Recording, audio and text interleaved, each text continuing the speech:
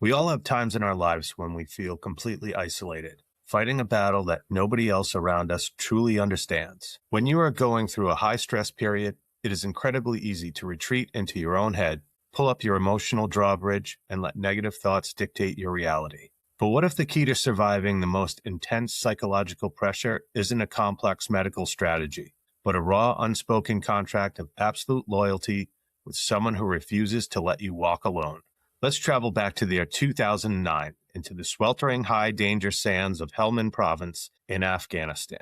A 19-year-old Marine Lance Corporal named Jeff DeYoung was deployed as a combat tracker. His job was incredibly high stakes. Walk out ahead of the infantry patrols to look for hidden explosives. To do this, Jeff was paired with a 2-year-old black lab named Cena. Cena wasn't just a pet. He was a highly trained bomb detection specialist. For months, Jeff and Cena walked point across the desert, with Cena sniffing out over 300 separate improvised explosive devices, directly saving the lives of countless Marines. They slept on the dirt together, shared the same warm water bottles, and when the firefights broke out, Jeff would literally throw his own body in heavy body armor over Cena to protect him from all the shrapnel. But military protocols are rigid.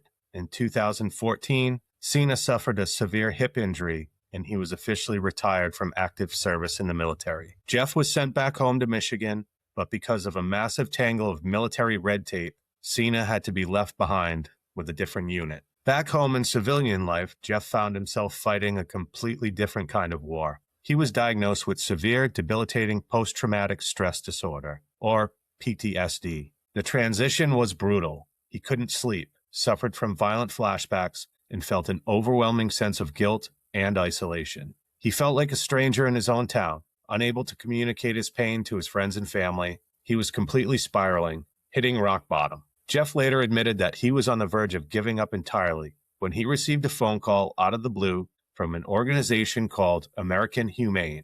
They had tracked down his dog Cena, finalized his official military discharge papers, and arranged to fly the Black Lab straight to Michigan. Well, the moment Cena walked through the airport terminal gates, he didn't hesitate. Even with his bad hips, this 7-year-old dog sprinted across the polished floor and threw his paws onto Jeff's chest and buried his head into the Marine's neck. Jeff collapsed on the floor, crying openly in front of dozens of travelers. From that exact day forward, Cena became Jeff's official full-time service dog, but his job description had completely changed. In Afghanistan, Cena's nose protected Jeff's physical body from hidden bombs. But now in Michigan, Cena's presence protected Jeff's mind from his own internal triggers. Whenever Jeff started to have a panic attack or a flashback in a crowded grocery store, Cena would immediately lean his heavy body weight against Jeff's legs, a tactical grounding technique that pulled the Marine out of the dark memory and forced his brain back into the present moment. Cena gave Jeff the emotional runway to rebuild his life, go back to school, and become a powerful public advocate for veterans' mental health. So Cena's new job in his civilian life was to immediately apply deep pressure therapy. By leaning his physical weight against Jeff's legs, he sent a direct message to Jeff's nervous system to downshift a little bit. Cena didn't argue with Jeff's thoughts. He just changed Jeff's biology. If you like hearing feel-good stories like this, make sure you subscribe to Briefly Good.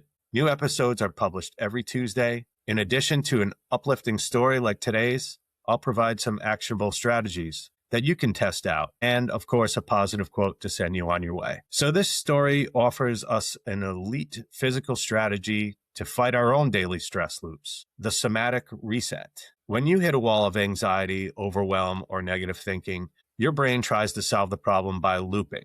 We've all heard of looping, right? It's what Ed Sheeran does. Well, unlike Ed Sheeran, this method fails because your body is locked in to a high-stress fight or flight posture. You cannot think your way out of a physical state.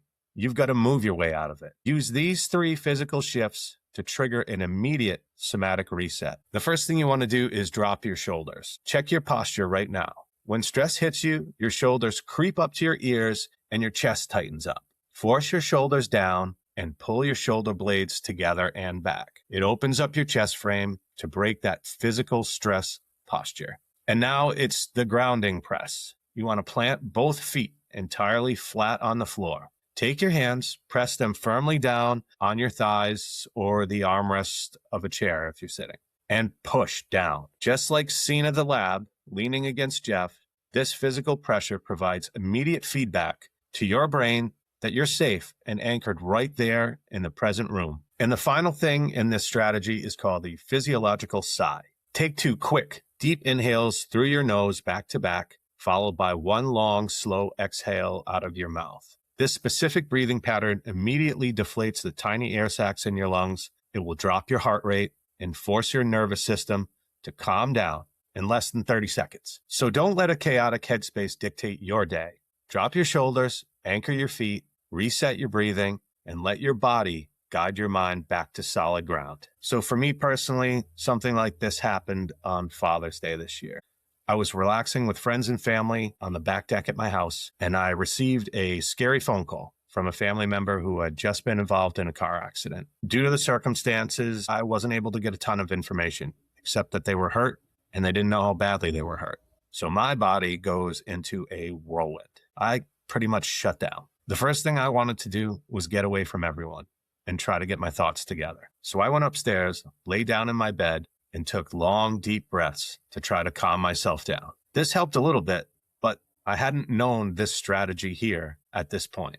I wonder how things would have gone differently had I done the first 2 steps. Next time I'm faced with something stressful like that, I'm going to try it, or at least try to remember to do it. Update on my family member. Luckily, only minor injuries resulted from the automobile crash. And what I learned that day is I have an incredible support system around me with friends and family to help me out when times get crazy. When you reset your physical baseline, you clear out the static so you can actually hear what matters. And that brings you to hearing the final segment of the week. Every episode, we close things out with one specific perspective-shifting quote to anchor your mindset before the weekend hits. Today's thought is all about the power of the partners we choose to keep in our corner, like my friends and family I talked about. So let's dive right into it. It comes from the legendary author and illustrator A.A. Milne, who beautifully captured the raw essence of what Cena gave to Jeff. He wrote the following: "If there ever comes a day when we can't be together, keep me in your heart. I'll stay there forever."